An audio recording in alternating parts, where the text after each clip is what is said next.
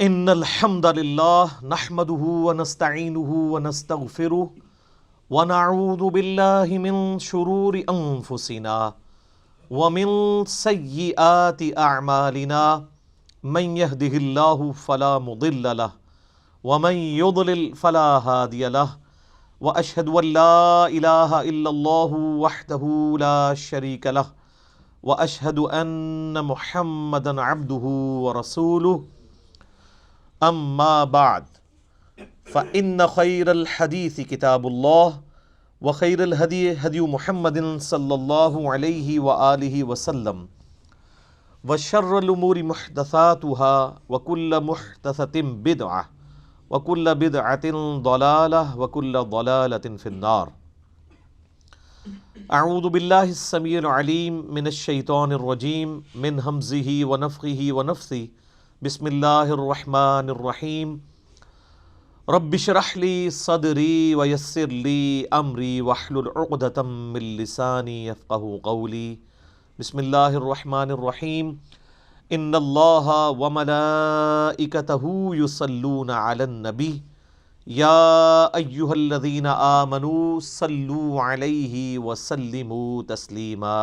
اللہم صل علی محمد وعلی آل محمد کما صلیت علی ابراہیم وعلی آل ابراہیم انک حمید مجید۔ اللہم بارک علی محمد وعلی آل محمد کما بارکت علی ابراہیم وعلی آل ابراہیم انک حمید مجید۔ اللہم ربنا آتنا فی الدنیا حسنۃ وفی الآخرۃ حسنۃ وقنا عذاب النار۔ لا الہ الا انت سبحانک انی کنت من الظالمین۔ حسبنا اللہ ونعم الوکیل۔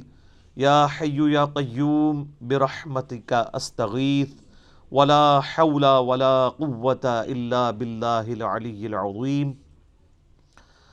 ربنا آتنا من لدنک رحمۃ وہیئ لنا من امرنا رشدا۔ آمین۔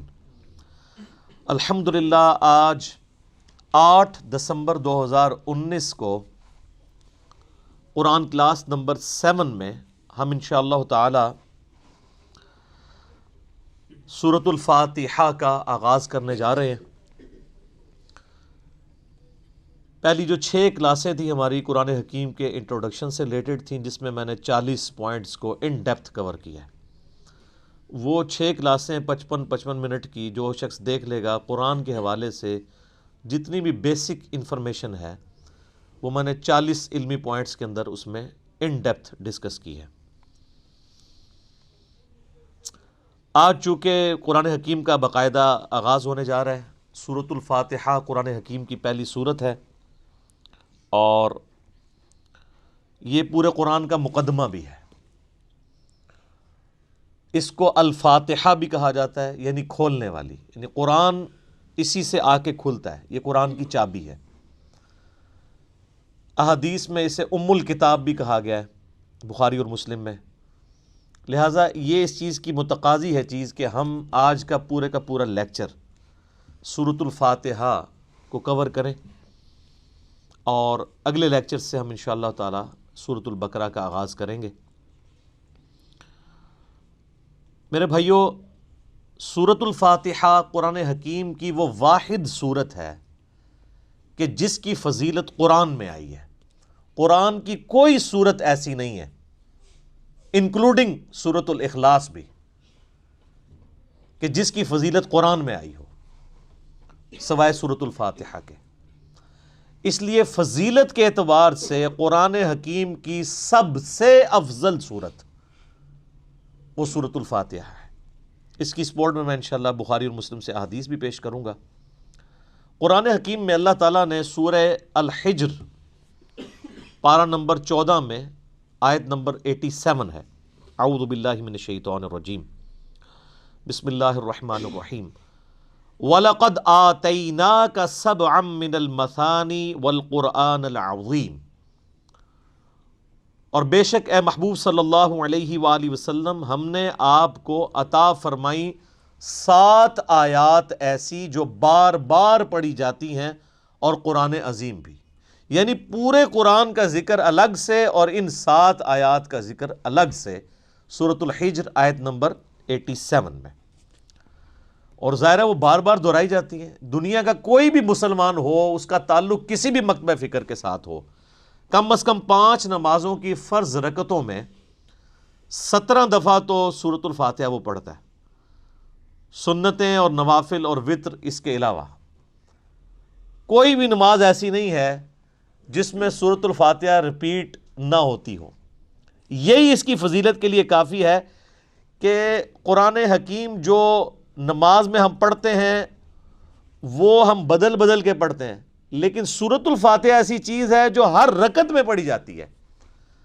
حتیٰ کہ صحیح بخاری اور صحیح مسلم کی متفق علیہ حدیث ہے کہ اللہ کے محبوب صلی اللہ علیہ وآلہ وسلم نے فرمایا، لا صلاۃ لمن لم یقرأ بفاتحۃ الکتاب، جو نماز میں سورہ فاتحہ نہیں پڑھتا اس کی نماز ہی نہیں ہوتی۔ یہ اتنی اوبلیگیٹری چیز ہے۔ یہ بات بھی اس کی فضیلت کے لیے کافی ہے کہ یہ قرآن حکیم کی نمبر 1 سورت ہے، اپنی ترتیب میں بھی مصحف کی اور اپنے فضائل کے اعتبار سے بھی۔ قرآن حکیم کی یہ سب سے عظمت والی سورت ہے۔ اس کی سپورٹ میں صحیح بخاری میں ایک بڑی مشہور حدیث ہے کہ سیدنا ابو سعید ابن معلہ رضی اللہ تعالی عنہ کہتے ہیں کہ میں ایک دفعہ مسجد نبوی میں نماز پڑھ رہا تھا تو اللہ کے محبوب صلی اللہ علیہ وآلہ وسلم نے مجھے آواز دی، تو میں چونکہ نماز میں مشغول تھا میں نے جانے میں تاخیر کر دی۔ تھوڑی دیر بعد میں پہنچا تو آپ صلی اللہ علیہ وآلہ وسلم نے فرمایا کہ میں نے تمہیں آواز دی تھی، تم کیوں نہیں آئے؟ تو انہوں نے کہا کہ میں نماز پڑھ رہا تھا۔ تو آپ صلی اللہ علیہ وآلہ وسلم نے فرمایا، کیا تم نے اللہ کا یہ حکم نہیں سنا؟ سورۃ الانفال کی آیت آپ نے پڑھی، استجیبوا للہ والرسول اذا دعاکم، جب اللہ اور اس کا رسول تمہیں پکاریں فوراً ان کی آواز پہ لبیک کہو۔ اس کائنات میں ایک ہی ہستی ایسی ہے مخلوقات میں کہ جو اگر عین نماز کی حالت میں بھی کسی کو بلائیں تو نماز توڑ کر نہیں، نماز چھوڑ کر اسی حالت میں ان کی خدمت میں حاضر ہونا یہ فرض ہے، سورۃ الانفال کی اس آیت کے تحت اور بخاری کی اس حدیث کے تحت، اور وہ امام اعظم محمد رسول اللہ صلی اللہ علیہ وآلہ وسلم کی مبارک ذات ہے۔ نماز توڑ کر نہیں، کیونکہ نبی علیہ السلام کی طرف جانا اللہ کے ایک حکم سے دوسرے حکم کی طرف جانا ہے۔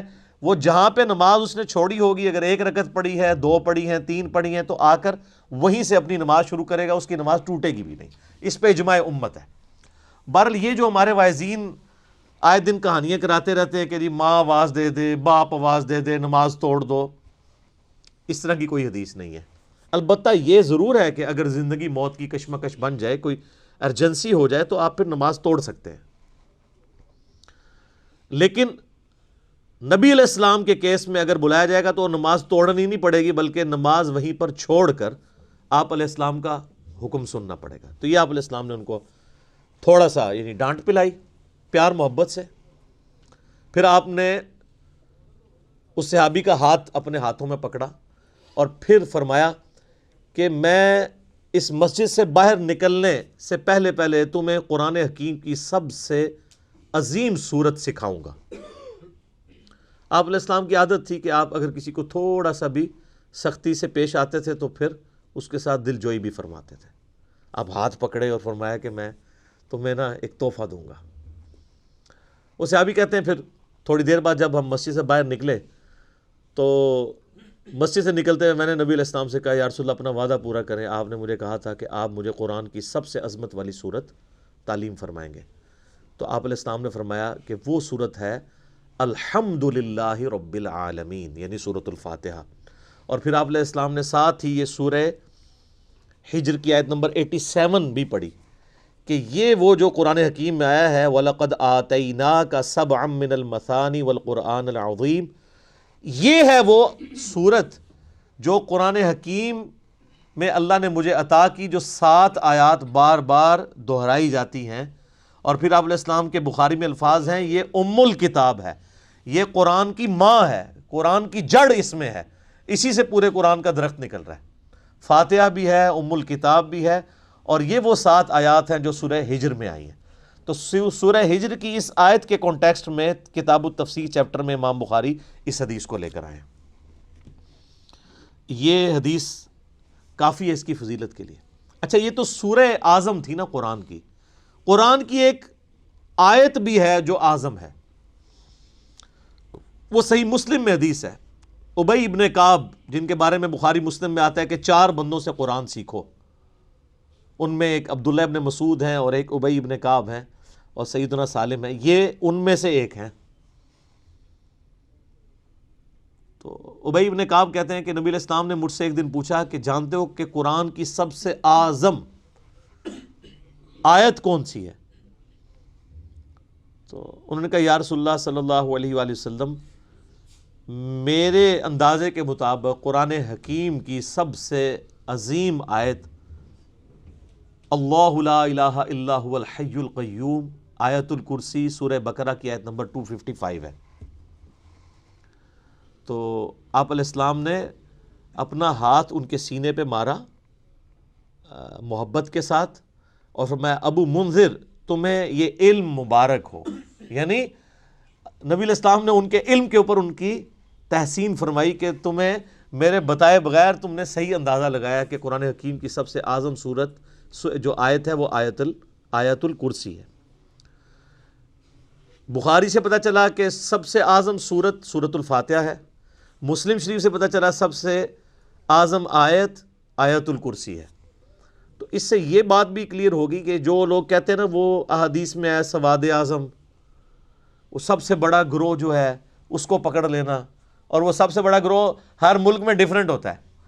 یعنی آپ بنگلہ دیش میں جائیں گے تو وہاں سب سے بڑا گروہ دیوبندی ہے، پاکستان میں سب سے بڑا گروہ بریلوی ہے، سعودیہ میں چلے جائیں گے اہل حدیث بڑا گروہ ہے، ایران میں چلے جائیں گے شیعہ بڑا گروہ ہے۔ تو وہاں اعظم سے مراد تعداد میں بڑا نہیں ہے، عظمت میں بڑا۔ ورنہ سورۃ الفاتحہ کی تو 7 آیات ہیں اور سورہ بقرہ کی 286، تو وہ ہونی چاہیے تھی سورہ اعظم۔ اور آیت الکرسی سے بھی لمبی ایک آیت جو ہے وہ آیت دین جو ہے سورہ بقرہ کے اندر موجود ہے۔ تو یہ عظمت کا ذکر ہو رہا ہے۔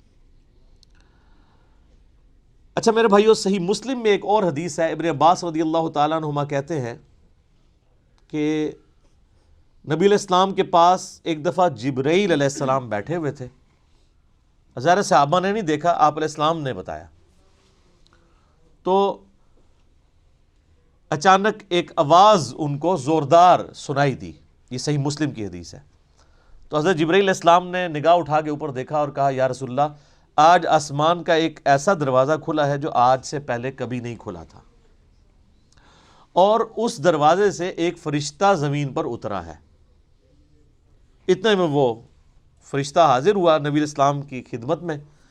تو حضرت جبرائیل نے کہا کہ یا رسول اللہ، یہ وہ فرشتہ ہے، یہ آج سے پہلے دنیا میں کبھی نہیں آیا تھا، اور وہ دروازہ بھی آج سے پہلے کبھی نہیں کھلا تھا، اور یہ فرشتہ آپ کو سلام عرض کر رہا ہے، اور اللہ کا یہ پیغام لے کر آیا ہے کہ آپ کو بشارت ہو 2 ایسے نوروں کی جو آپ سے پہلے کسی پیغمبر کو نہیں دیے گئے۔ ان میں سے پہلی چیز سورۃ الفاتحہ ہے، اور دوسری چیز سورہ البقرہ کی آخری 2 آیات، آمن الرسول بما انزل الیہ من ربہ والمؤمنون۔ تو سورۃ الفاتحہ وہ نور ہے جو کسی پیغمبر کو نہیں دیا گیا سوائے ہمارے محبوب صلی اللہ علیہ وآلہ وسلم کے۔ اچھا، صحیح بخاری کی جو میں نے حدیث بیان کی کہ سورہ اعظم ہے قرآن کی، اس کے تحت یہ بات تو بالکل کلیئر ہو گئی کہ نبی علیہ السلام نے سورۃ الفاتحہ کو جو تعلیم فرمایا اس کا آغاز کیا الحمدللہ رب العالمین سے۔ تو اس میں واضح اشارہ موجود ہے کہ بسم اللہ الرحمن الرحیم سورہ فاتحہ کا حصہ نہیں ہے، قرآن کا حصہ ہے۔ وہ تو ہر سورت کے آغاز میں بسم اللہ ہے سوائے سورہ التوبہ کے، اور سورہ نمل کے اندر آیت بھی ہے انہ من سلیمان و انہ بسم اللہ الرحمن الرحیم۔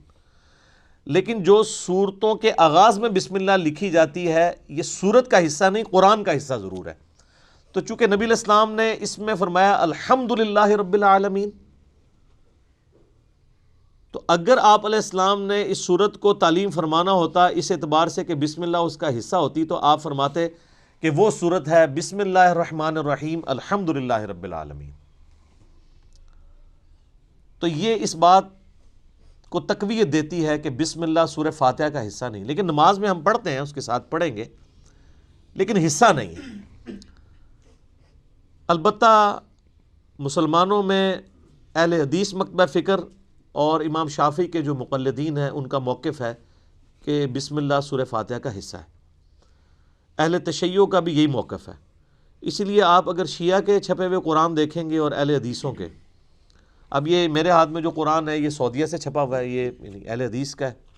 اس میں بھی بسم اللہ الرحمن الرحیم کو پہلی آیت انہوں نے ڈکلیئر کیا ہوا ہے، اور الحمدللہ رب العالمین کو دوسری آیت.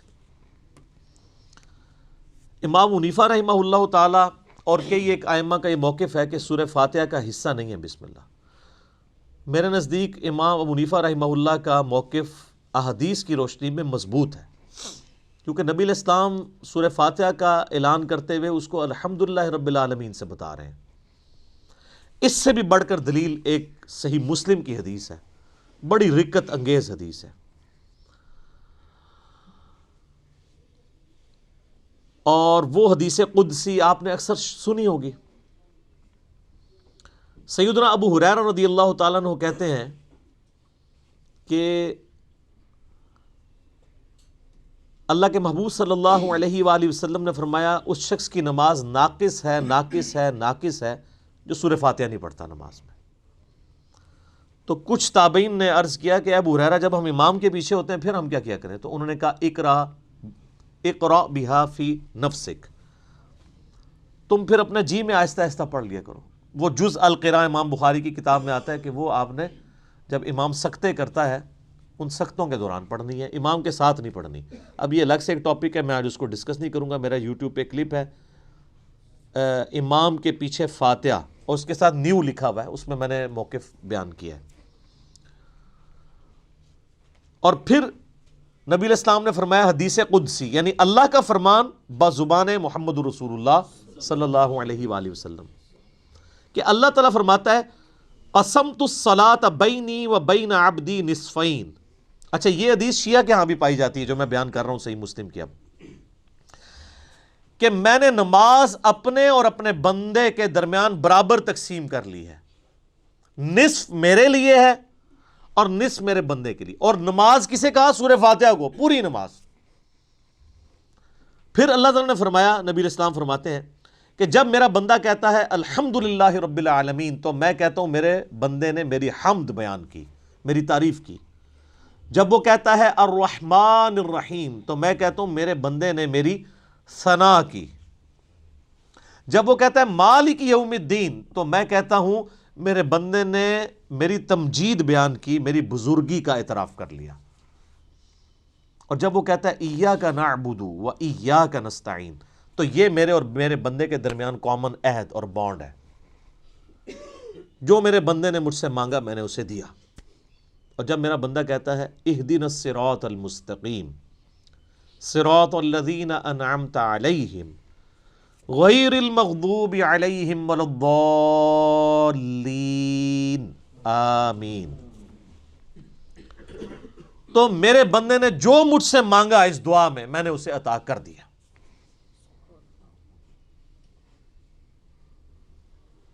یہ حدیث بھی اس بات کا ثبوت ہے کہ سورہ فاتحہ کا حصہ بسم اللہ نہیں ہے، ورنہ تو یہ سٹارٹ یہاں سے ہوتی کہ جب میرا بندہ کہتا ہے بسم اللہ الرحمن الرحیم تو میں کہتا ہوں میرے بندے نے میرے نام سے آغاز کیا. جب وہ کہتا ہے الحمدللہ رب العالمین تو میں کہتا ہوں میرے بندے نے میری حمد کی. تو اس حدیث میں بھی، حدیث قدسی میں بھی سورہ فاتحہ کا آغاز الحمدللہ رب العالمین سے ہوا. لہذا اہل تشیع اور اہل سنت میں اہل حدیث اور شافعی ہیں جو شوافع، ان کا موقف مضبوط نہیں ہے اس مسئلے میں. امام حنیفہ رحمہ اللہ کا موقف اس مسئلے میں، جہاں کئی مسئلوں میں ان کے موقف غلط ہے، اس مسئلے میں ان کا موقف ٹھیک ہے کہ سورہ فاتحہ کا حصہ نہیں ہے بسم اللہ. اس سے بھی بڑھ کر بخاری و مسلم میں حدیث ہے، انس ابن مالک کہتے ہیں میں نے پوری زندگی نبی علیہ السلام کے پیچھے نماز پڑھی، اس کے بعد حضرت ابو بکر کے پیچھے، پھر حضرت عمر کے پیچھے، پھر حضرت عثمان کے پیچھے.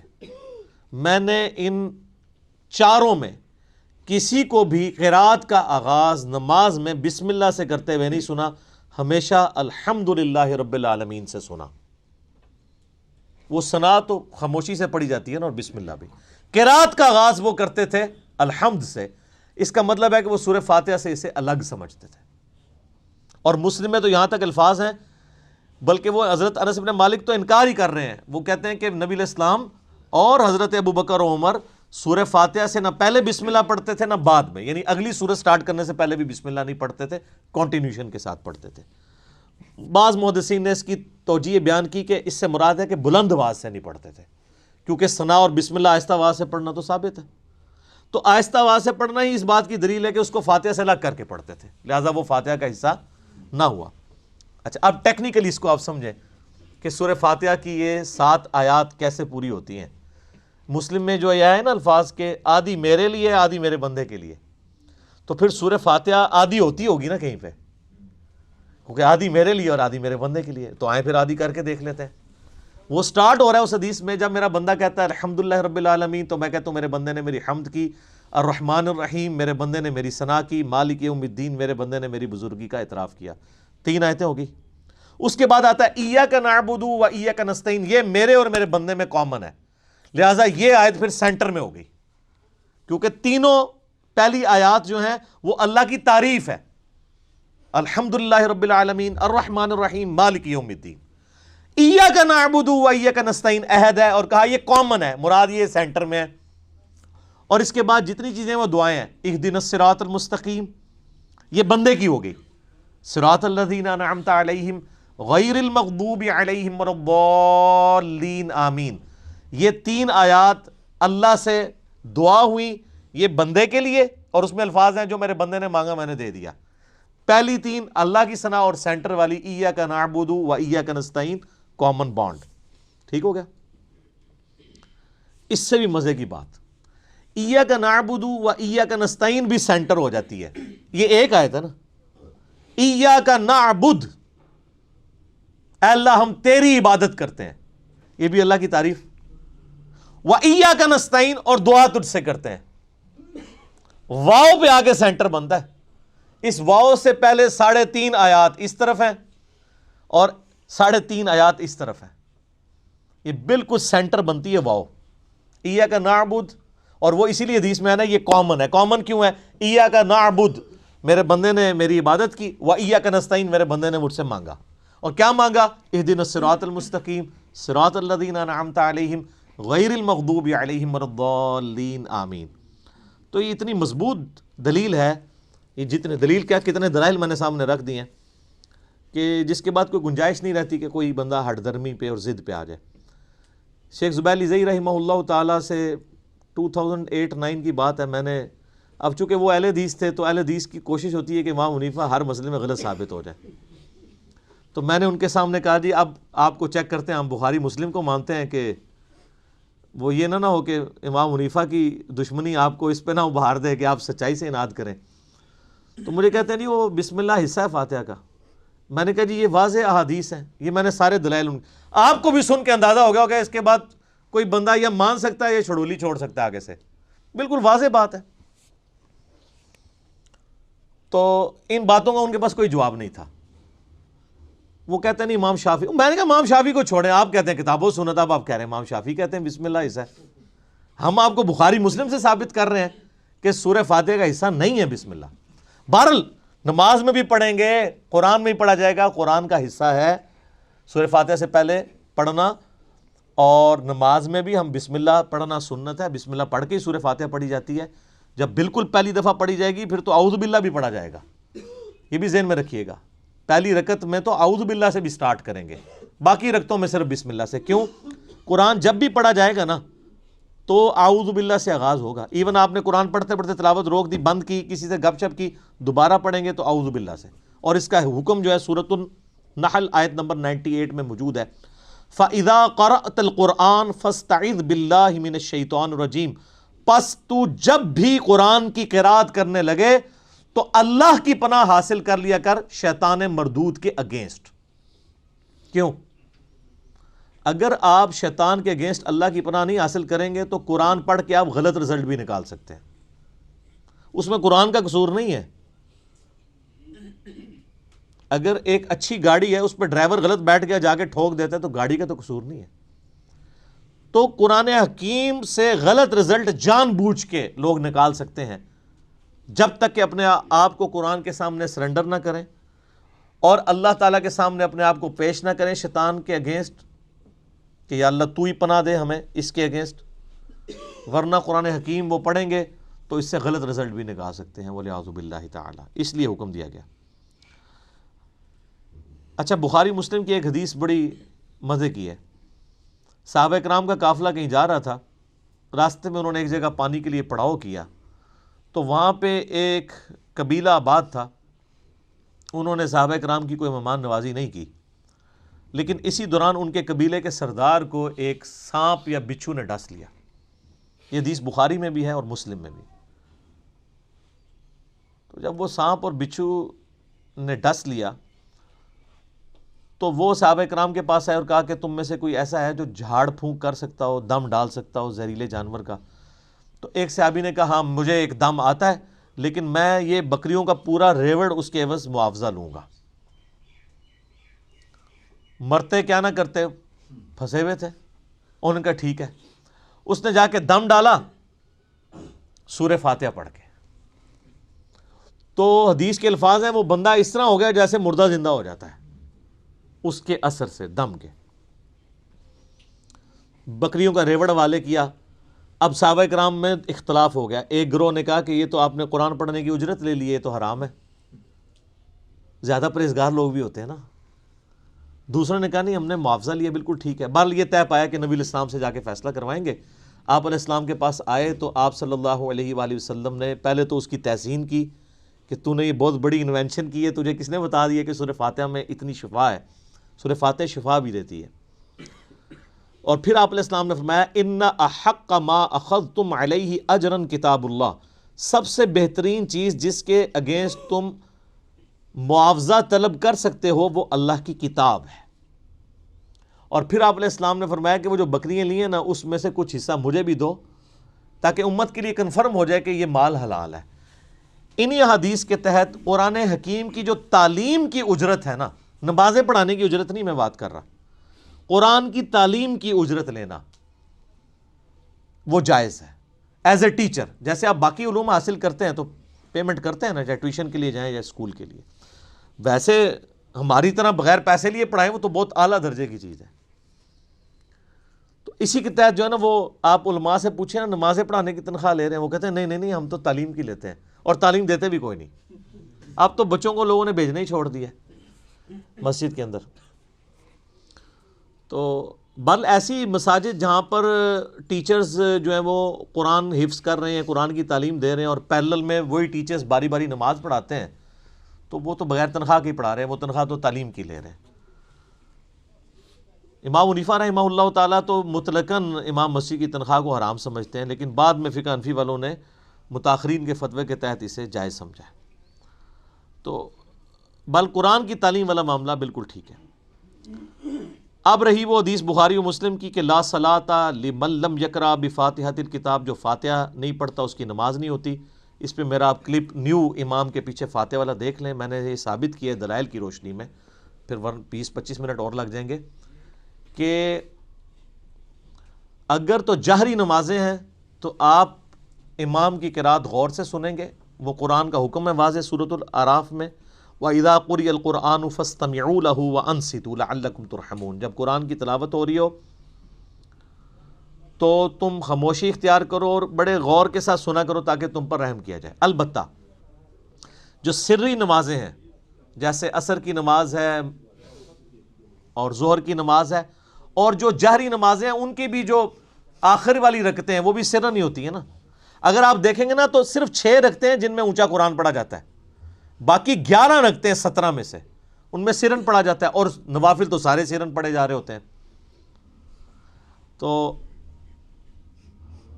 ان میں آپ امام کو غور سے سنیں، اور اگر امام سکتہ دے دے، جیسے جز القراء میں امام بخاری نے مقدمہ یہ پیش کیا ہے کہ قرآن کہتا ہے کہ جب قرآن پڑھا جائے خاموشی سے سنو، حدیث کہتی ہے فاتحہ کے بغیر نماز نہیں ہوتی، تو وہ کہتے ہیں اس کا آپٹیمل سولوشن یہی ہے جو سنن ابی داؤد میں حدیث بھی ہے کہ نبی علیہ السلام سکتے کیا کرتے تھے، رکوع میں جانے سے پہلے ایک سکتہ ہوتا تھا، اور حضرت ابو ہریرہ کہتے ہیں کہ امام کے سکتے کو فاتحہ کے لیے غنیمت سمجھو، جز القراء میں۔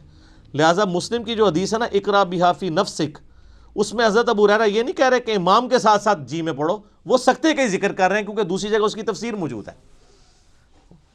تو یہی موقف امام ابن تیمیہ کا بھی ہے، حالانکہ اہل حدیث امام ابن تیمیہ کو بڑا مانتے ہیں، لیکن امام ابن تیمیہ جو ہے وہ جہری نمازوں میں سننے کے اور سرن میں پڑھنے کے قائل ہیں۔ شیخ البانی بھی یہی موقف رکھتے ہیں، مولانا مودودی رحمہ اللہ کا بھی یہی موقف ہے، ڈاکٹر اسرار صاحب کا بھی یہی موقف ہے، اور ایون جو سعودیہ سے قرآن چھپتا ہے احسن البیان، اس میں بھی لکھا ہوا ہے کہ قرآن اور حدیث دونوں پہ عمل کرنا چاہیے، جب امام قرات کر رہا ہو تو خاموشی سے سننی چاہیے، اور سکتے میں پڑھنا چاہیے اگر سکتے میں آپ کو موقع ملے۔ ایون حافظ ابن کثیر نے بھی تفسیر ابن کثیر میں آ کے اینڈ پہ اسی موقف کو ہی ترجیح دی ہے، اور یہی موقف امام مالک رحمہ اللہ تعالیٰ کا ہے جو سب سے مضبوط موقف ہے۔ میں نے اس کے دلائل بھی اور پورے ان کا جو کاؤنٹر نیریٹو ہے، اب ظاہر ہے کہ یہ موقف اڈاپٹ کریں گے تو آپ کو حنفیوں کے ساتھ بھی منہ ماری کرنی پڑے گی اور اہل حدیث کے ساتھ بھی، تو اس کے لیے آپ میرا وہ کلپ دیکھ لیں تو آپ کو انشاءاللہ کلیئر ہو جائے گا۔ لاکھوں لوگوں نے وہ کلپ دیکھا ہے، آپ لکھیں امام کے پیچھے فاتحہ نیو، ایک طرف ایک اہل حدیث مولوی کی تصویر لگی ہوئی ہے، ایک طرف ایک دیوبندی مولوی کی، سینٹر میں ایک عام مسلمان کی۔ تو وہ اس کلپ میں نے یہ ساری باتیں کھول کے بیان کی ہیں۔ آج میں اس چیز کو سکپ کر رہا ہوں تاکہ گفتگو لمبی نہ ہو جائے۔ اب آلموسٹ 25 منٹ رہ گئے پیچھے، تو ہم اللہ کا نام لے کے سورہ الفاتحہ کا آغاز کرتے ہیں۔ اعوذ باللہ من الشیطان الرجیم، بسم اللہ الرحمن الرحیم، الحمد للہ رب العالمین۔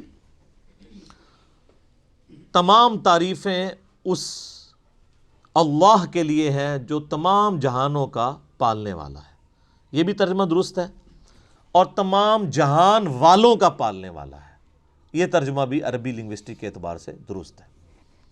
تمام جہان سے مراد جیسے اب جتنی سپیشیز دنیا میں آباد ہیں وہ ہر ایک کا ایک اپنا جہان ہے۔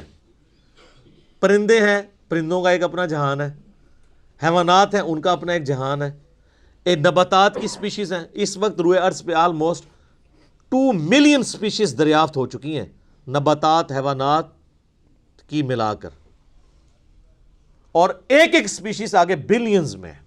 انسان ہی دیکھ لیں 7.5-8 ارب کے قریب ہیں، اور باقی حشرات الارض اگر آپ گننا شروع کریں نہ ختم ہونے والے۔ تو یہ تمام کا پالنے والا کون ہے؟ اللہ۔ الرحمن الرحیم، وہ انتہائی رحم فرمانے والا ہے۔ الرحمن کہتے ہیں جیسے اسی سے لفظ یہ اسی یعنی آپ سمجھ لیں عربی لنگوسٹک کے اعتبار سے طوفان بھی عربی کا لفظ ہے نا، یعنی ٹھاٹھے مارتا ہوا سمندر ہے اس کی رحمت کا، اور سمندر تو کبھی کبھی جوش میں آتا ہے نا، اللہ کی رحمت وہ ہے کہ الرحیم مستقل رہتی ہی ٹھاٹھے مارتے ہوئے سمندر کی طرح ہے، الرحمن الرحیم۔ حتیٰ کہ بخاری و مسلم میں حدیث ہے، نبی علیہ السلام نے فرمایا اللہ تعالیٰ نے مخلوقات کی پیدائش سے پہلے اپنے پاس اپنے عرش پہ یہ عبارت لکھ لی تھی کہ میری رحمت میرے غضب پہ بھاری رہے گی۔ قرآن میں بھی ہے وَكَتَبَ عَلَى نَفْسِهِ الرَّحْمَةِ، کہ یہ اللہ نے اپنے اوپر خود لازم کر لیا کہ میں ہر حال میں رحم ہی کروں گا۔ رحم والا جو اللہ تعالیٰ کا پہلو ہے یہ ڈومیننٹ ہے۔ سورہ فاتحہ جو ہے وہ ذہن میں رکھیے گا قرآن کی ماں ہے، ام الکتاب ہے، فاتحہ ہے، قرآن کھولنے والی چیز ہے۔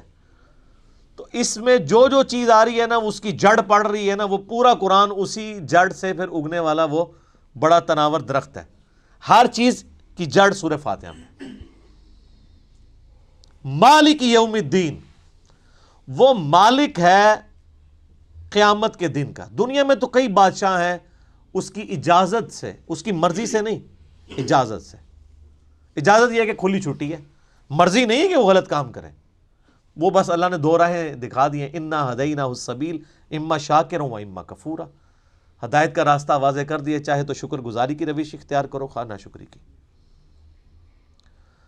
لیکن قیامت کے دن صرف اللہ ہی کا حکم چلے گا. دنیا والے جتنے احکامات ہیں یہ سب کی سب پاورز لوگوں کی طرف سے جو اللہ تعالیٰ نے دی ہیں وہ سلب کر لی جائیں گی. لمن الملک اليوم للہ الواحد القہار. آج کس کی بادشاہت ہے؟ اس قہار کی جو سب پہ چھایا ہوا ہے. قہار کہتے ہیں سب پہ چھانے والا. تو قیامت کے دن کا مالک ہے. یہ ایک ایک آیت کے اوپر ایک ایک گھنٹہ بولا جا سکتا ہے، لیکن چونکہ ہم نے پورا قرآن کور کرنا ہے تو وہ اس میں ساتھ ساتھ آیات آئیں گی کراس ریفرنس کے طور پہ. ایاک نعبد و ایاک نستعین. تعریف کرنے کے بعد اے اللہ ان ساری چیزوں کے ہوتے ہوئے حق تو یہ ہے کہ عبادت بھی تیری ہوگی، دعا بھی تجھی سے کی جائے گی. اے اللہ ہم صرف تیری ہی عبادت کرتے ہیں اور کرتے رہیں گے، تجھی سے مدد مانگتے ہیں اور تجھی سے مانگتے رہیں گے. کیونکہ یہ مضارع کا صیغہ ہے جو کنٹینیوشن ہے. پریزنٹ ٹینس اور فیوچر ٹینس عربی میں ایک ہی ہوتا ہے. ہمارے تو تین ہوتے ہیں نا اردو میں اور انگلش میں، پاسٹ، پریزنٹ اور فیوچر. عربی میں فیوچر اور پریزنٹ کے لیے ایک ہی صیغہ استعمال ہوتا ہے، وہ یہاں پہ استعمال ہوا ہے. ایاک نعبد و ایاک نستعین. اور اگر اس کو دعائیہ بنائیں گے جس طرح کہ اعلیٰ حضرت نے ترجمہ کیا ہے، احمد صاحب بریلوی صاحب نے، انہوں نے بہت زبردست ترجمہ کیا. انہوں نے کہا اے اللہ ہم صرف تیری ہی عبادت کریں اور صرف تجھی سے مدد چاہیں. یہ علیحدہ بات ہے کہ وہ خود اور ان کے ماننے والے غیر اللہ سے بھی مانگتے رہے ہیں. ترجمہ ٹھیک کیا ہے. اسی لیے میں کہتا ہوں قرآن میں کوئی چیز نہیں داخل ہو سکتی. قرآن کا ترجمہ فٹ ہے، آپ کسی کا اٹھا کے دیکھ لیں، ترجمہ سب نے ٹھیک کیا ہوا ہے. اچھا عبادت میں تو دعا بھی شامل ہے. جامعہ ترمذی میں حدیث ہے، سنن نسائی میں حدیث ہے، ابن ماجہ میں الدعاء هو العبادہ، دعا عبادت ہے. تو جب دعا عبادت ہے تو ایاک نعبد میں دعا شامل تھی. یہ پھر ایاک نستعین کیوں آیا؟ اس لیے کہ سب سے سینسٹیو ایشو ہی دعا کا ہے، غیر اللہ کو مدد کے لیے پکارنے کا. تو اللہ تعالیٰ نے اس کو اسپیسیفکلی بیان کیا. اس کے باوجود امت کی اکثریت غیر اللہ سے مدد مانگ رہی ہے. ایک تو ہے ظاہری اسباب، وہ تو آپ مانگیں، تو قرآن میں حکم ہے وَتَعَاوَنُوا عَلَى الْبِرِّ وَالتَّقْوَى وَلَا تَعَاوَنُوا عَلَى الْإِثْمِ وَالْعُدْوَانِ. یہ تو بالکل ٹھیک ہے. وہ ایک مفتی صاحب جو کیو ٹی وی پہ بیٹھے ہوئے ہیں لوگوں کے عقیدے خراب کرنے کے لیے، وہ کہتے ہیں جی اب پھر ہم امی سے روٹی نہ مانگیں جا کے. بھائی امی سے روٹی وہ مانگتا ہے جس کی امی گھر موجود ہوتی ہے، جس کی امی قبرستان میں آرام فرما ہوتی ہے. اگر وہ امی سے روٹی مانگ رہا ہو تو اسے کیا کہا جاتا ہے؟ پاگل یا مجذوب. تھوڑے سوفسٹیکیٹڈ ورڈ، مجذوب یا پاگل. تو یہ پاگلوں سے آپ گفتگو کر رہے ہیں، یہ دھوکہ دے رہے ہیں. وہ کہتے ہیں جی کوئی دریا میں ڈوب رہا ہو تو اللہ کو پکارے گا یا جو وہاں پہ کنارے پہ لوگ موجود ہیں ان کو پکارے گا. بھئی یہ تو ساری اسباب ہے. تو سر وہ اس وقت شیخ عبد القادر جیلانی کو بھی پکار کے دیکھ لے اگر اس کو ہے کہ وہ بچا لیں گے، کیونکہ اللہ نے دنیا کو اسباب کے ساتھ جوڑا ہوا ہے. ان کو اگر اپنے بزرگوں پہ اتنا مان ہے تو یہ پھر دریا میں چھلانگ مارے نا اور پکاریں بزرگوں کو. ظاہر اسباب میں آپ نے اڈاپٹ کرنے کا حکم ہے. ہاں جو دعا مانگی جائے گی بغیر اسباب کے، آپ جو غائب میں مدد کے لیے پکار رہے ہوتے ہیں، مثلا یہاں بیٹھے میں ان کو کہتا ہوں مجھے پانی پلا دیں، بالکل ٹھیک ہے. لیکن یہ بغداد میں قبر کے اندر ہے، میں کہتا ہوں مجھے پانی پلا دیں، وہی جملہ شرک میں لے جائے گا. یہ ہے اصل مسئلہ. یہ جھگڑتے رہتے ہیں جی وہ جی بزرگوں کو اختیار نہیں. میں کہتا ہوں جی بزرگوں کو اختیار ہو بھی، کوئی بزرگ ماشاءاللہ اتنا پہنچا ہے کہ اسے اللہ نے اختیار ہی دے دیا فرشتوں کی طرح، پھر بھی بزرگوں کو پکارنا شرک ہوگا مدد کے لیے. ویسے آپ نے محبت میں پکارنا ہے، آپ ضرور پکاریں، مدد کے لیے نہیں. ویسے اپنی محبت کا اظہار کریں، لبیک یا رسول اللہ کہیں، لبیک یا حسین کہیں، بالکل ٹھیک ہے، آپ محبت کا اظہار کریں. المدد نہیں. بارش کون برساتا ہے؟ اللہ. ڈیوٹی کس کی ہے؟ تو بارش فرشتوں سے مانگی جائے گی یا اللہ سے؟ اللہ سے. اچھا اگر کوئی فرشتوں سے مانگ لے کہ یار خیر اللہ نے ڈیوٹی لگائی ہے، سر وہ مشرک ہو جائے گا. اور یہ قرآن میں لکھا ہوا ہے. آپ پارہ نمبر 20 کھول لیں اگر کسی کو توفیق ہو. میں نے کئی بار سنا ہے، میں ایک جگہ بیٹھا ہوا تھا، وہاں پہ ایک شیعہ ذاکر بھی تھے. اب مجھے 2-3 دن پہلے، شیعہ عالم تھے بلکہ ذاکر نہیں تھے، 2-3 دن پہلے پتہ چلا ہے وہ فوت بھی ہو گئے. بہت علمی آدمی تھے، اللہ تعالیٰ ان کی مغفرت کرے. تو وہ ان کے ساتھی بیٹھے تھے، وہ کہتے ہیں جی ٹھیک ہے ہم یا علی مدد نہیں کہنا چاہیے. لیکن جو یالی مدد کہتا ہے آپ اسے کیوں کہتے ہیں وہ شرک کر رہا ہے؟ میں نے کہا اس لیے قرآن میں لکھا ہے. تو میں نے یہ آیت سورہ النمل کی آیت نمبر 62 پارہ نمبر 20 کے آغاز میں امن یجیب المضطر اذا دعا ویکشف السوء ویجعلکم خلفاء الارض االہ مع اللہ، بھلا بتاؤ تو کون ہے جو مصیبت میں گھرے ہوئے شخص کی فریاد کو سنتا ہے اور اس کی تکلیف اس سے دور کرتا ہے اور تمہیں اپنے ماں باپ کے مرنے کے بعد خلیفہ کرتا ہے اس زمین پر. االہ مع اللہ، کیا اللہ کے ساتھ کوئی اور الہ بھی ہے جس کی یہ کوالٹی ہو؟ قلیلا ما تذکرون، بڑے کم لوگ ہی نصیحت پکڑتے ہیں. تو میں نے کہا اللہ تعالیٰ کہہ رہا ہے کہ جس کے بارے میں تمہارا یہ عقیدہ ہے نا کہ وہ مصیبت اور پریشانی میں تمہارا مشکل کشا ہے، تو گویا الہ ہے وہ. اور سب سے پہلے تو مولا علی ان کے گریبان پکڑیں گے جنہوں نے مولا علی کے بارے میں عقیدہ گھڑ لیا. مولا علی بھی اپنی نمازوں میں اللہ کو پکارتے تھے. مولا علی کا ماننے والا بھی وہ ہوگا جو اللہ کو پکارے گا. پھر بڑے بڑے دھوکے ہیں جی ان کے. وہ کہتے ہیں جی وہ جی غیر اللہ سے مدد کہتے ہیں حرام ہے. اور کون کہتا ہے غیر اللہ سے مدد حرام ہے؟ آپ یہودی سے بھی مدد لیں. بخاری مسلم میں حدیث ہے نبی علیہ السلام جب فوت ہوئے ہیں آپ کی زرہ ایک یہودی کے پاس گروی رکھی ہوئی تھی، لیکن جو سامنے موجود نہیں اس سے تو نہیں آپ اسباب کے طور پہ مدد لے سکتے. وہ جی قرآن میں غیر اللہ سے مدد کا ہے، کدھر ہے جی؟ وہ کہتے ہیں وَاسْتَعِینُوا بِالصَّبْرِ وَالصَّلَاةِ، نماز اور صبر سے اللہ کی مدد چاہو. تو وہ مدد تو اللہ کی چاہ رہے ہیں، یا یہ کہہ رہے ہیں کہ المدد یا نماز میری مشکل کشا، المدد یا صبر مشکل کشا. آگے نہیں پڑھتے ان اللہ مع الصابرین، صبر کرنے والوں کے ساتھ اللہ ہوگا. وہ کہتے ہیں جی حضرت عیسیٰ علیہ السلام نے کہا تھا من انصاری اللہ، کون ہے جو اللہ کے لیے میرا مشکل کشا بنے؟ وہ تو ظاہری اسباب میں. ہمارے نبی علیہ السلام کے بھی صحابہ آپ کے جو ساتھی تھے وہ آپ کے اسباب میں آپ کے مشکل کشا تھے، لیکن وہ والا مشکل کشا نہیں کہ جو آپ وہ سمجھ رہے ہیں. ورنہ اگر نبی کا مشکل کشا صحابہ اکرام تھے تو پھر تو ان کا مرتبہ اوپر ہو گیا. تو وہ صرف صحابہ مشکل کشا نہیں تھے، وہ یہودی جس نے نبی علیہ السلام کی زرہ گروی رکھ کے آپ کو کچھ دیا تھا وہ بھی مشکل کشا ہے. اور سب سے بڑا مشکل کشا سورج ہے. سورج اگر ختم ہو جائے تو زمین پہ نہ نباتات اپنا اگ سکتی ہیں، نہ حیوانات ان نباتات کو کھائیں گے. سب کچھ ختم ہو جائے گا. دنیا میں ہواؤں کا چلنا، موسموں کا بدلنا، یہ سب کچھ سورج کی وجہ سے ہے. تو کوئی کہتا ہے المدد یا سورج، کسی کے ذہن میں یہ وہم بھی آتا ہے کہ سورج مشکل کشا ہے، حالانکہ آپ کے بزرگ تو کچھ بھی نہیں کر سکتے جو کچھ سورج کر رہا ہے، اور سورج کو موت بھی نہیں ہے، یہ آپ کے بابے مر چکے ہیں. تو کہیں نا المدد یا سورج، کہیں گے نہیں جی سورج کا کیا کمال ہے، وہ تو اللہ نے اس کی ڈیوٹی لگائی ہوئی ہے، تو ہم اس کو کیوں پکارے، ہم اللہ کو کیوں نہ پکارے؟ تو بابوں کی بھی اگر ڈیوٹی لگی ہوئی ہے تو بابوں کو نہ پکارو. ویسے ڈیوٹی کو نہیں لگی ہوئی، اگر لگی بھی ہو for the sake of argument, تمہاری جعلی جو دلائل ہیں اس پہ ایگری کرتے ہوئے، پھر بھی ان کو نہیں آپ پکارو گے. شرک ہو جائے گا اور ناقابل معافی جرم ہو جائے گا. یہ اتنے سارے انہوں نے دھوکے دیے ہوئے ہیں اور زیادہ تر ظاہری اسباب کے ذریعے دے رہے ہوتے ہیں. وہ جی صحیح بخاری میں حدیث ہے، ایک صحابی کی پنڈلی ٹوٹ گئی، وہ حضور کے پاس حاضر ہوا، آپ علیہ السلام نے ہاتھ پھیرا. بالکل ٹھیک ہے، لیکن آج اگر کسی کی پنڈلی ٹوٹے گی تو نبی علیہ السلام تو دنیا میں موجود نہیں ہے. اور اگر آپ کو اتنا شوق ہے تو آپ اپنی پنڈلی توڑیں، آپ کو روضہ شریف پہ لے جاتے ہیں، پتہ چل جائے گا جڑتی ہے کہ نہیں. نبی علیہ السلام دنیا میں موجود ہوں، ہم دعا کروانے کے لیے اپنے مسائل ان کے سامنے لے کے جائیں گے. تو اس میں کافی سارے دھوکے ہیں. میں نے 2.25 گھنٹے کا لیکچر دیا ہے دعا صرف اللہ ہی سے. مسئلہ نمبر 3 میرا ریسرچ پیپر نمبر 3 بھی ہے، دعا صرف اللہ ہی سے، جو ہزاروں لوگوں کے عقیدہ توحید کی اصلاح کا سبب بنا ہے. اسی کی ایکسٹینشن ہے مسئلہ نمبر 43 وسیلہ اور توسل کے صحیح احکام و مسائل. اس پہ گھنٹوں بولا جا سکتا ہے، جتنے انہوں نے لیم ایکسکیوزز ڈیوائز کیے ہوئے ہیں، جتنے دھوکے دیے ہوئے ہیں.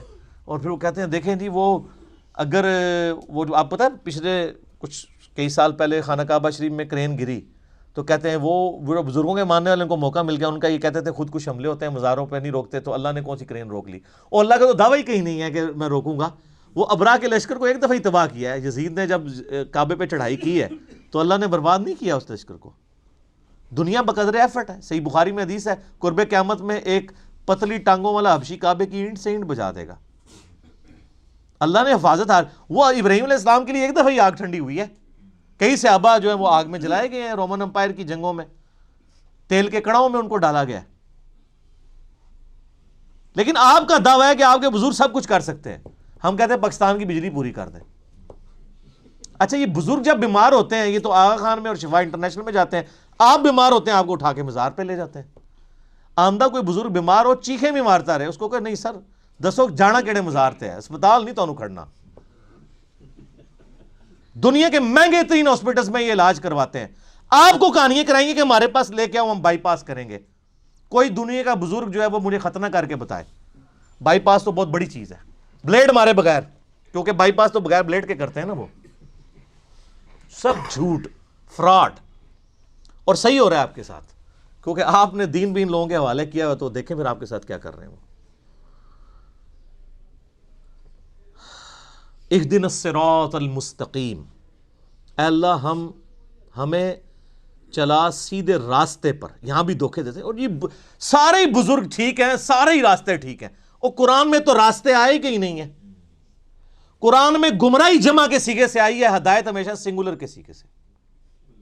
ظلمات آیا گمراہی کے لیے، نور آیا، انوار نہیں آیا. تو قرآن کا ترجمہ ہی غلط کر رہے ہو. اہدنا الصراط المستقیم، اے اللہ ہمیں چلا سیدھے راستے پر. صراط الذین انعمت علیہم، راستہ ان لوگوں کا، راستے نہیں. وہ کہتے ہیں چاروں ہی حق پہ ہیں، پانچوں ہی حق پہ ہیں، سارے ہی ٹھیک ہیں. راستہ ان لوگوں کا انعمت علیہم، جن پر تیرا انعام ہوا. اور یہ آیت پڑھ کے اپنے بابوں کے نام لینے شروع کر دیتے ہیں. یہ بابے تو جمے بھی نہیں سن اس ٹائم جدو آیت نازل ہوئی ہے. اور پھر یہ بابے بھی مختلف ہیں. بریلویوں کے انعمت علیہم جو ہیں وہ مغضوبی علیہم ہیں دیوبندیوں کے، اور دیوبندیوں کے انعمت علیہم جو ہیں بریلویوں کے مغضوبی علیہم ہیں، اور وہ ضالین بھی ہیں. تو بابوں کی کون سی آپ ہمیں ڈوز لگا رہے ہیں؟ کوئی بابے کامن نہیں ہے. انعمت علیہم کون ہے؟ وہ سر سورہ النساء کی آیت نمبر 69 میں ہے، من النبیین والصدیقین والشہداء والصالحین. نبی ہیں، صدیقین ہیں، شہداء ہیں، صالحین ہیں. لیکن صالحین کون؟ ڈیفینیٹ تو صرف صحابہ اور اہل بیت ہے. اس کے بعد صرف ہماری اسیسمنٹس ہیں. اللہ کو پتہ ہے، کیونکہ یہ وہی کا معاملہ ہے. تو راستہ، اور وہ راستہ کس کا ہے؟ اچھا راستہ اللہ کی طرف سے کسے عطا ہوتا ہے؟ بابے کو یا پیغمبر کو؟ اللہ کے کھاتے میں تو بابا کوئی ہوتا ہی نہیں ہے، پیغمبر ہی ہوتے ہیں، باقی سب فالوور ہوتے ہیں. لیڈر ایک، یہاں تو ان کو انہوں نے لیڈر بنا دیا ہوا نا، یہ فالوور تھے. اور وہ سر مسند احمد میں صحیح سند سے حدیث ہے، مشکات کی آپ کو پہلی جلد میں ملے گی. نبی علیہ السلام نے زمین پہ ایک لکیر کھینچی، ارد گرد ٹیڑھی لکیریں کھینچی، اور آپ نے وہ سیدھی لکیر پر انگلی رکھ کے سورہ الانعام کی آیت پڑھی، وَأَنَّ هَذَا صِرَاطِي مُسْتَقِيمًا، اور یہ کہ یہ ہے سیدھا راستہ جو میرا ہے، جو بالکل سیدھا ہے، مستقیم ہے. اسی کی پیروی کرو، ادھر ادھر کے راستوں کی پیروی مت کرنا، وہ تمہیں بہکا دیں گے. یہ ہے وہ چیز جس کی اللہ تمہیں وصیت کرتا ہے. یہ آیت آپ علیہ السلام نے پڑھی اور اپنے راستے کو کہا یہ سیدھا راستہ ہے. تو سیدھا راستہ نبی علیہ السلام کا ہے. ان نام یافتہ لوگوں کا راستہ نہیں ہے سیدھا. وہ تو بیچارے خود راستے پہ چل رہے ہیں. یہ کہتے ہیں ان کے پیچھے چلے. نہیں نہیں نہیں نہیں، ان کے پیچھے نہیں، اس راستے پہ چلنا ہے جس راستے پہ وہ چل رہے ہیں. ان کے پیچھے نہیں چلنا، نبی علیہ السلام کے پیچھے چلنا ہے. کیونکہ وہ تو پھر آپ خود ہی میں سناتے ہیں، شیخ عبد القادر جیلانی کے پاس شیطان آیا، اس نے کہا عبد القادر تیری ساری نمازیں معاف ہیں جی. تو کہنا جی عبد القادر جیلانی نے لا حول ولا قوت الا باللہ پڑھا اور کہا تو شیطان ہے. تو اس نے جاتے جاتے پھر وار کیا. اس نے کہا تجھے تیرے علم نے بچا لیا. تو ان کا نہیں، مجھے اللہ کے فضل نے بچایا. تو کہتے ہیں وہ ایک نورانی شکل میں آیا تھا، تو وہ کہنے لگا میں تیرا رب ہوں. اور پھر اس نے کہا کہ تیرے اس مقام پہ پہنچے ہوئے 70 غوث میں نے ورگلا دیے. تو ہم کہتے ہیں غوث تو آپ کہتے ہیں سب سے بڑا اونچا مرتبہ ہوتا ہے. وہ 70 غوث جس شیطان نے ورگلا دیے اس کو کیوں نہیں پیر مانتے؟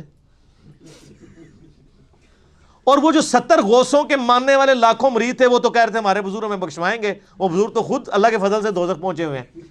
وہ شیطان نے ورگلا دیا. تو تسی کتنے جاؤ گے؟ تو سر پیر انہوں پڑھو جنہوں اللہ نے تھوڑا پیر بنایا. ما ضل صاحبکم وما غوا، تمہارے نبی نہ کبھی بہک کے ہیں نہ کبھی بیرا چلے ہیں. اس کو پیر مانو.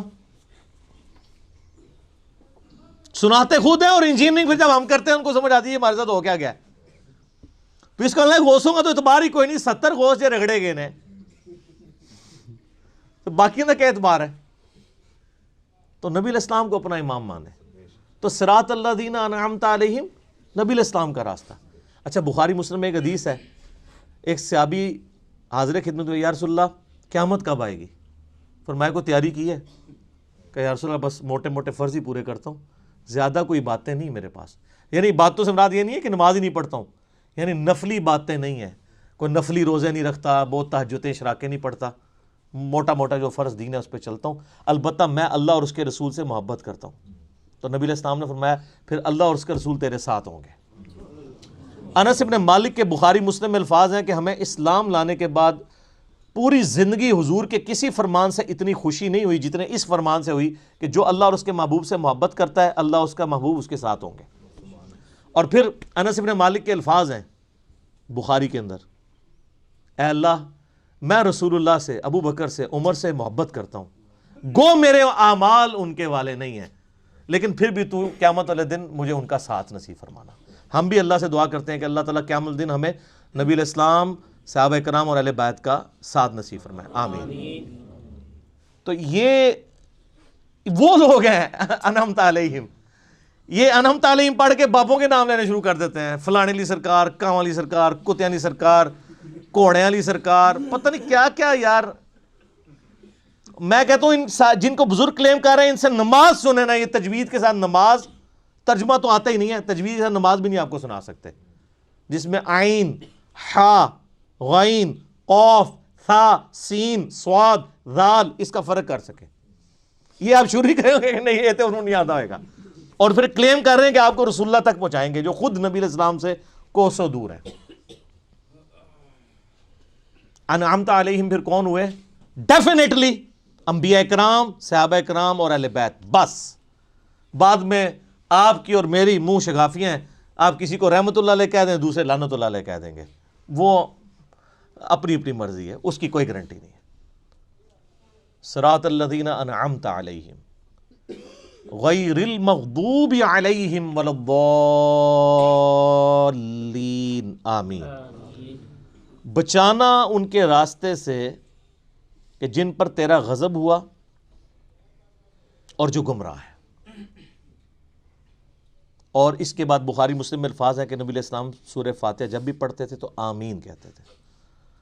آمین آہستہ آواز میں، اونچی آواز میں، یہ بھی اختلاف ہے. بہرحال امام ترمذی نے پوری بحث کی ہے جس میں انہوں نے یہی راجع قول اختیار کیا ہے کہ جو جہری نمازیں ہیں ان میں آمین اونچی کہی جائے گی، اور جو زور اثر کی نمازیں ہیں اس میں آمین آہستہ کہی جائے گی.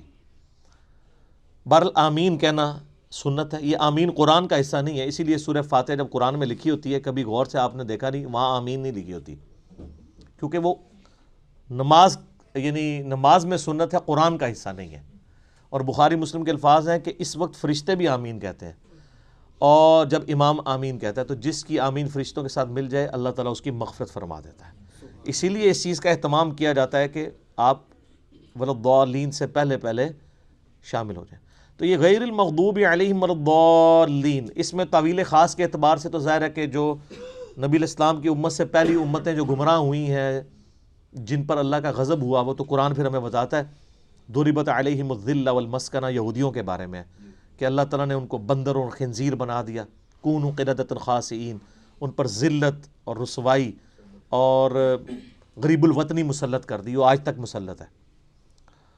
اور ضالین گمراہ ہوئے لوگ وہ نصارہ ہیں کہ جن کے پاس یعنی سب کچھ شغف تھا معاملات میں، لیکن غلو کیا دین کے معاملے میں، گمراہی کا راستہ اختیار کیا، باتیں بہت کی، حضرت عیسیٰ کو مانا لیکن ان کو ڈیونٹی میں کلیم کر دیا. یہودیوں کا مسئلہ تھا، یہ اہل علم تھے، اس کے باوجود جان بوجھ کر انہوں نے گمراہی کا راستہ اختیار کیا. آپ کو پتہ کتنے ہیلے بہانے یہ کرتے تھے. اس لیے اللہ نے کہا یہ مغضوب علیہم ہے، ان پہ اللہ کا غضب ہوا ہے، لعنت ہوئی بھی ہے. سورہ نساء میں آتا ہے نا کہ لعنتی ہیں یہ. عیسائیوں کو اللہ نے لعنتی نہیں کہا اس سختی کے ساتھ، کیونکہ ان میں اکثر لوگ سیدھے سادے تھے، گمراہ ہو گئے. لیکن ہے گمراہ ہے، یہ نہیں کہ ان کا سیدھا پن ان کو بچا لے گا، ایسا نہیں ہے. لیکن بڑا جرم ہے کہ جان بوجھ کے ایسا کرنا. تو غیر المغضوب علیہم جن پر اللہ کا غضب ہوا، والضالین اور جو گمراہ ہوئے. یہ آخری آیت ہے. اچھا وہ بعض لوگ کہتے ہیں وہ جی ہر ایک کی جگہ آیت پڑھی ہوئی، یہاں آیت نہیں پڑھی. یہ آیات کے جو نشان بھی ہیں نا، یہ بھی مطلب کوئی آپ پرانے مصحف اٹھائیں گے نا، اگر کلمی ان میں نہیں تھے، یہ تو ڈویژن بعد کی ہے. اندازے تو موجود تھے، یعنی جو آگے ہم گول وہ استعمال کرتے ہیں، تو عموماً جو قرآن چھپتے ہیں نا ان میں وہ والی غیر المغضوب علیہم ولا الضالین سے پہلے جو ہم پڑھتے ہیں نا صراط الذین انعمت علیہم، اس کے اوپر نہیں ہوا ہوتا، یعنی وہ گول نشان نہیں ہوتا، تو اس سے لوگ سمجھتے ہیں کہ شاید یہ پوری ایک آیت ہے تو پھر بسم اللہ کو شامل کریں گے تو 7 آیتیں پوری ہوں گی. نہیں، یہ 2 آیات ہیں. اور میں نے ٹیکنیکلی جو دلائل رکھے ہیں اس سے یہ چیز ثابت ہوتی ہے کہ سورہ فاتحہ کا حصہ بسم اللہ شریف نہیں ہے. اب یہ سورہ فاتحہ جو ہے اگر آپ اس کو اوور ویو کریں نا تو قرآن پاک میں جتنی بھی چیزیں بیان ہونی ہیں آئندہ آنے والے قرآن میں، سب کی جڑ اس کے اندر موجود ہے. اسلام کے بنیادی 3 عقائد کون سے ہیں؟ عقیدہ توحید، عقیدہ رسالت اور عقیدہ آخرت. یہی ہے نا، یہ 3 عقیدے سورہ فاتحہ میں موجود ہیں. عقیدہ توحید الحمدللہ رب العالمین الرحمن الرحیم مالک یوم الدین ایاک نعبد و ایاک نستعین. عقیدہ آخرت مالک یوم الدین، بدلے کے دن کا مالک. اور اہدنا الصراط المستقیم صراط الذین انعمت علیہم عقیدہ رسالت، کیونکہ رسولوں کو اللہ تعالی راستہ اختیار کرتا ہے نا، وہی دیتا ہے نا آگے، امتوں کو رسولوں کے ذریعے دیا جاتا ہے. تو پورے قرآن کا جو یعنی آپ سمجھیں عقائد کی بنیاد اس صورت میں ہے کہ تمہیں مرنے کے بعد اپنے رب کے حضور پیش ہونا ہے، وہ قیامت کے دن کا مالک ہے. قیامت میں اللہ کے پاس پہنچنے سے پہلے پہلے رسولوں کا راستہ اختیار کر لو، توحید کا راستہ اختیار کر لو، اور اللہ سے یہ بھی دعا بھی مانگتے رہو کہ اللہ تعالیٰ گمراہی کے راستے سے اور جو لوگ جن پہ اللہ کا غضب ہوا ان لوگوں کے راستے سے بچاتا رہے. یہ سارا کچھ اگر آپ جمع کریں تو قرآن پاک میں کوئی ایک ٹاپک بھی ایسا نہیں ہوگا. جب رسولوں کا راستہ آ گیا تو رسولوں کی ساری شریعت سمجھ لیں، اس کی جڑ اس میں پڑ گئی. نکاح طلاق کے مسائل بھی اس میں کور، حج کا طریقہ بھی کور، کیونکہ صراط الذین انعمت علیہم ہے اور اہدنا الصراط المستقیم ہے. تو اس لیے اسے ام الکتاب الفاتحہ، قرآن کھولنے والی، قرآن کی ماں کہا جاتا ہے کہ سارے عقائد و نظریات کی جڑ اس صورت کے اندر موجود ہے. انشاءاللہ تعالیٰ اگلی دفعہ ہم سورۃ البقرہ کا آغاز کریں گے. صلو علی الحبیب صلاۃ ور محمد وآل محمد. اللہم صلی علی محمد وعلی آل محمد کما صلیت علی ابراہیم وعلی آل ابراہیم انک حمید مجید. اللہم بارک علی محمد وعلی آل محمد کما بارکت علی ابراہیم وعلی آل ابراہیم انک حمید مجید. اللہ تعالیٰ سے دعا ہے جو حق بات میں نے کہی اللہ تعالیٰ ہمارے دلوں میں راسخ فرمائے. اگر جذبات میں میرے منہ سے کوئی غلط بات نکل گئی اللہ تعالیٰ ہمارے دلوں سے ہی معاف کر دے، ہمیں معاف بھی کر دے، ہمیں کتاب و سنت کی تعلیمات پر عمل کر کے دوسرے بھائیوں تک پہنچانے کی توفیق عطا فرمائے. سبحانک اللہم و بحمدک اشہد ان لا الہ الا انت استغفرک و اتوب الیک وما علینا الا البلاغ المبین. جزاکم اللہ خیرا.